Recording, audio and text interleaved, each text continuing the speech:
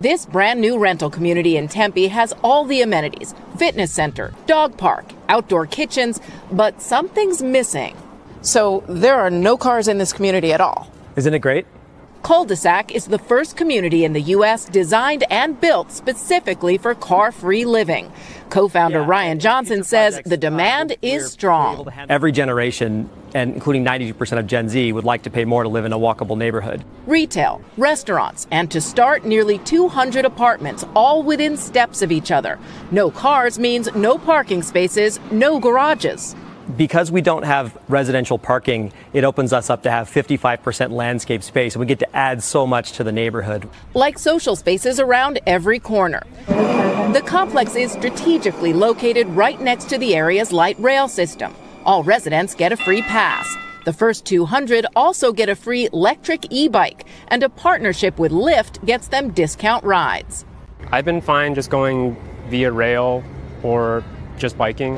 Juan Ramos, among the first 100 to move in here, grew up in Arizona, but left because he didn't like the car-dependent sprawl. At 27, he just came back and says living car-free has opened his eyes. Frankly, for most of the apartments I've lived in for years, I've never even talked to my neighbors. I know people, like, that's Pete over there, that's Ben over there, and I'm like, that's the first time I've said that. Residents often gather near the retail stores, which focus on small businesses. Jada Stratman is moving both her HomeSense business and herself in. It's not as affordable out here as it was a few years ago, and having that opportunity to live and work where you are and just have it as one, that's perfect.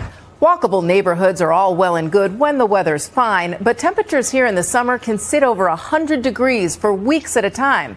And that'll be the real test to see if carless living can really go the distance. Lester? All right, Diana, thanks. Thanks for watching. The subdevelopment is so nice. One issue that I have with it is it's only 2 stories tall. Well, 3 stories. It is mixed use, which is great. And I love how small the corridors are for shade purposes.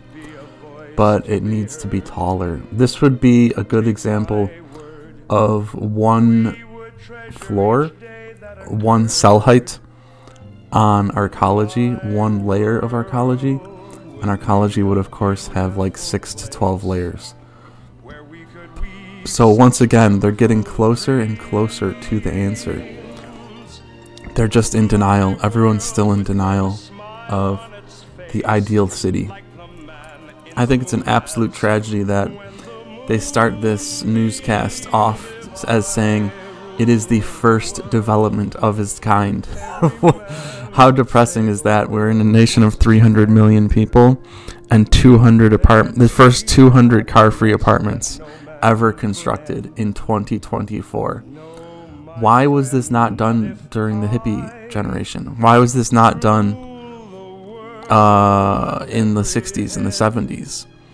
It makes no sense. I understand the 40s and 50s, the car was still new. Everyone was still very excited about how much gasoline we had. But it's 60 years later and this is the first one. I think that's just kind of shameful. At least, I guess I should look in the bright side and be happy that it's constructed. And maybe there's going to be many, many more to come. I hope. A single car-free neighborhood is more powerful than 1,000 automobile-based low-density subdevelopments.